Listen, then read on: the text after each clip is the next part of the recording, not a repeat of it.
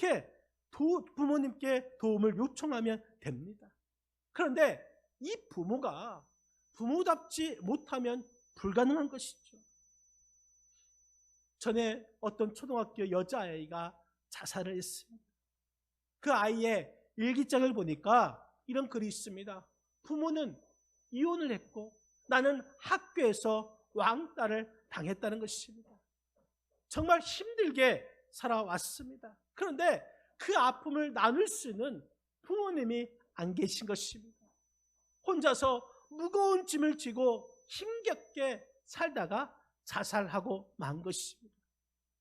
부모의 그 빈자리가 이 아이를 자살로 몰고 가게 된 것입니다. 여러분, 우리 신앙인의 아버지는 누굴까요? 우리의 영적 아버지는 하나님이신 줄 믿으시기를 바랍니다. 우리가 지치고 힘들면 우리의 영적 아버지 하나님께, 하나님, 나 힘들어요. 하나님, 나 외롭고 두렵습니다. 하나님, 나 좀 도와주세요. 이렇게 기도해야 될 줄 믿습니다. 이렇게 기도하면 하나님께서 도와주시는 것입니다. 여러분들은 힘들고 지칠 때, 괴로울 때 누구를 생각하고 있습니까? 하나님을 생각하고 있습니까? 예수님을 생각하고 있습니까? 기도하고 있습니까? 여러분, 이럴 때에, 우리가 힘들고 지칠 때에, 괴로울 때에 우리의 아버지신 하나님께 찾아와서 우리는 기도해야 될 줄 믿습니다.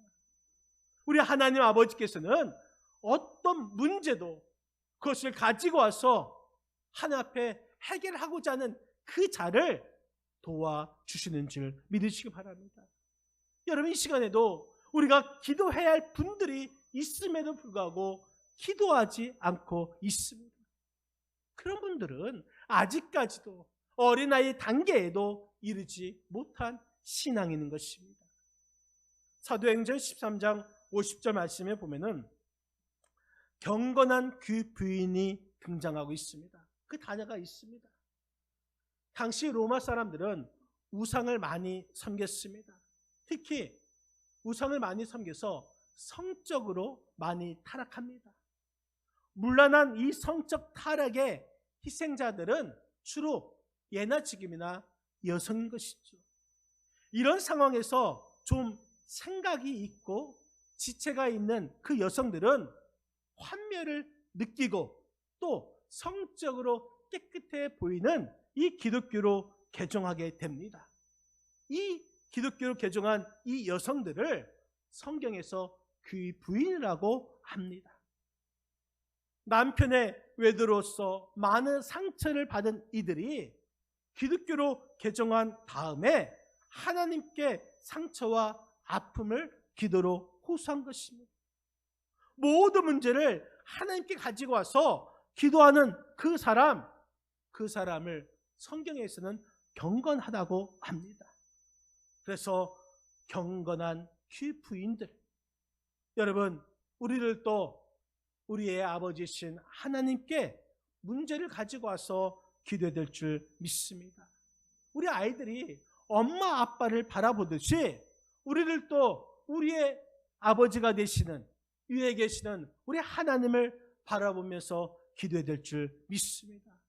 거기에 회복의 축복이 있는 것입니다. 이것이 바로 어린 아이의 신앙이 되는 것입니다. 또한 세 번째 단계는 청년의 단계가 있습니다. 오늘 14절 말씀에 보면은 이런 말씀이 있죠. 우리 한번 14절 다시 한번 읽겠습니다. 14절입니다. 아이들아, 내가 너희에게 쓴 것은 너희가 아비들아, 내가 너희에게 쓴 것은 청년들아, 너희가 너희에게 쓴 것은 너희가 강하고 하나님의 말씀이 너희 안에 거하시며 너희가 흉악한 자를 이겼음이라. 아멘. 여러분, 오늘 말씀에 이 청년들, 그 청년들아, 내가 너희에게 쓴 것은 너희가 강하고 하나님의 말씀이 너희 안에 거하시며 너희가 흉악한 자를 이겼습니다. 청년의 단계는 하나님의 말씀으로 악과 싸워서 승리하는 단계인 것입니다. 13절 하반절에도 너희가 악한 자를 이겼습니다. 14절 하반절에도 너희가 흉악한 자를 이겼습니다. 악한 자와 흉악한 자를 이길 수 있는 것, 이것은 바로 하나님의 말씀으로 이겼다는 것입니다. 이것이 바로 청년의 단계인 것입니다. 아무리 유혹을 와도 흔들리지 않습니다. 여러분, 전에는 보름달만 보면 광땡이 생각났는데 이제는 하나님을 찬양하게 됩니다. 예전에는 이 컵만 봐도 술잔으로 생각했는데 이제는 성령님에 취하여 기도하게 됩니다.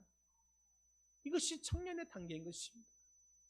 예전에 이 정신병원에서 퇴원할 수 있는 그 정신병자를 가리는 방법 중에 하나가 이 수돗물을 틀어놓고 방바닥에 물을 닿게 하는 방법이었습니다.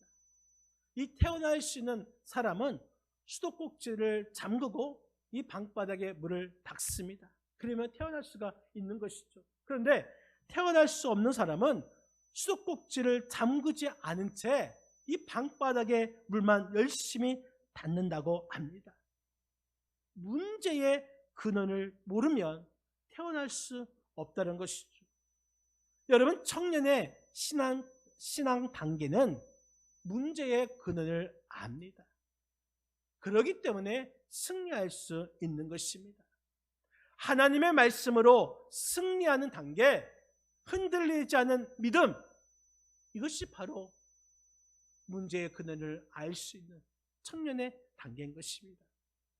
요나가 하나님의 말씀을 거역하고 도망갑니다.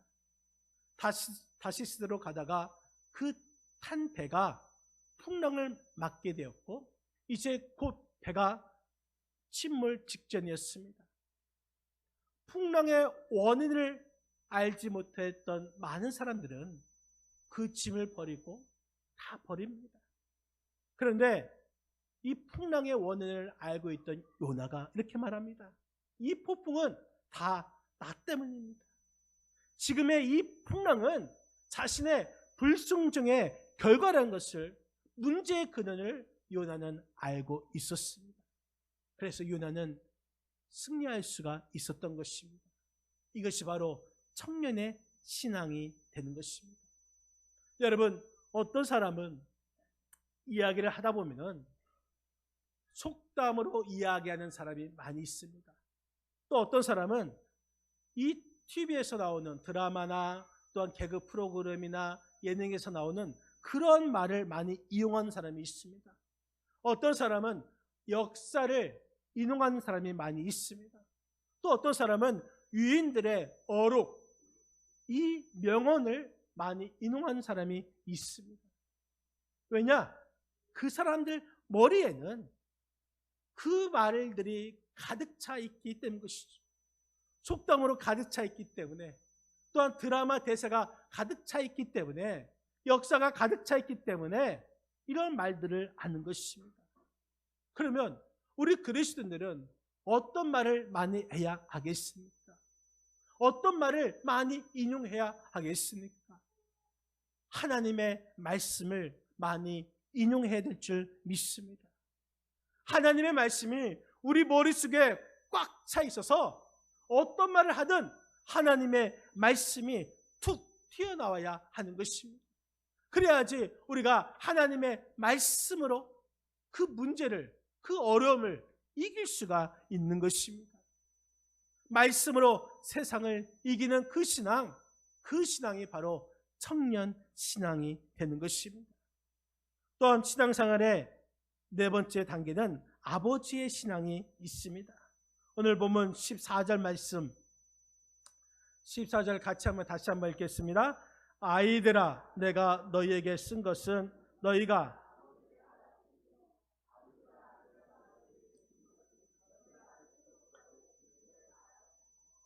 청년들아, 너희가 강하고 하나님의 말씀이 너희 안에 거하시며 너희가 흉악한 자를 이겼음이라. 아멘. 아비들아, 내가 너희에게 쓴 것은 너희가 태초로부터 계신 이를 알았으며. 여러분, 여기서 안다, 이 말은 단순한 지식으로 아는 것을 의미하는 것이 아닙니다. 하나님을 경험으로 아는 것, 하나님을 체험으로 아는 것입니다. 배우고 들어서 아는 것이 아닙니다. 책을 보고 아는 것이 아닙니다. 하나님을 인격적으로 만남을 통하여서 아는 것입니다. 이 아버지의 신앙을 가진 사람이 대표적으로 갈렙이었습니다. 여러분, 이스라엘이 가나안 땅을 정복한 후에 마지막 남은 곳이 헤브론이었습니다. 이 헤브론에는 크고 장대한 아낙 자손들이 살고 있었습니다. 그런데 사실 헤브론은 산지였습니다. 산이 많은 곳이었습니다. 쓸모없는 땅이었습니다. 위험하기도 했습니다. 생산성도 없는 쓸모없는 땅이었습니다. 그렇기 때문에 다른 지파들은 그 땅을 외면합니다. 하지만 이때에 85세 된 갈렙이 나섭니다. 그 이유가 무엇입니까? 40년 전에 모세를 통하여서 하나님께서 약속하신 땅이라고 말씀하셨기 때문 것입니다. 하나님의 약속을 믿고 그 땅을 정복하러 나서는 것입니다. 하나님의 약속을 믿는 신앙, 이것이 바로 아비의 신앙이 되는 것입니다. 사도행전 27장 말씀에 보면은 사도 바울을 태운 배가 로마로 향합니다.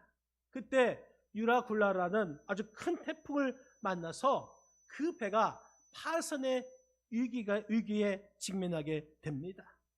그때 살아남기 위해서 그 상인들은 자신의 물품을 다 바다에 버립니다. 배의 연장도 버리고 도구도 버렸습니다. 그래도 안 되자 이제는 배에 탔던 모든 죄수들을 바다에 던지고자 했습니다. 그때 사도 바울이 일어나서 이렇게 말합니다. 여러분, 안심하십시오. 결코 한 사람도 죽지 않습니다. 여러분, 이렇게 말하는 바울의 말이 허세입니까? 허풍이었습니까? 아닙니다. 왜냐? 사도행전 23장 11절 말씀에 보면은 하나님께서 바울에게 너는 로마에 가서 복음을 전하라고 약속하셨습니다. 사도 바울은 이 약속 때문에 나는 결코 죽지 않는다라는 확신을 가졌습니다. 이런 믿음이 있었습니다. 하나님의 약속을 믿는 믿음, 이것이 바로 아버지의 믿음이 되는 것입니다. 사랑하는 성도 여러분, 아는 만큼 보인다라는 말이 있습니다. 똑같은 것을 보아도 아는 만큼 보이는 것입니다. 그렇기 때문에 보는 만큼 아는 것이고 또 다시 아는 만큼 더 깊게 보게 되는 것입니다. 저는 이 말을 믿는 만큼 보인다 바꿨습니다. 보아서 믿는 것이 아니라 믿으니까 보이는 것. 그래서 다른 차원을 보게 되고 내가 다시 본 만큼 더 깊이 믿는 것. 이 과정을 반복하여서 우리의 신앙의 깊이가 더해가는 것. 이것이 믿는 자의 길인 것이고 그리스도의 충만한 분량에까지 자라나는 것을 우리는 알아야 할 것입니다. 여러분, 처음에 봄을 통하여서 믿었습니다. 이제는 믿음으로 보아야 하는 것입니다. 이것이 우리가 성장하는 신앙의 과정이 되는 것입니다. 갓난아이의 그 신앙에 머무르지 마시기 바랍니다.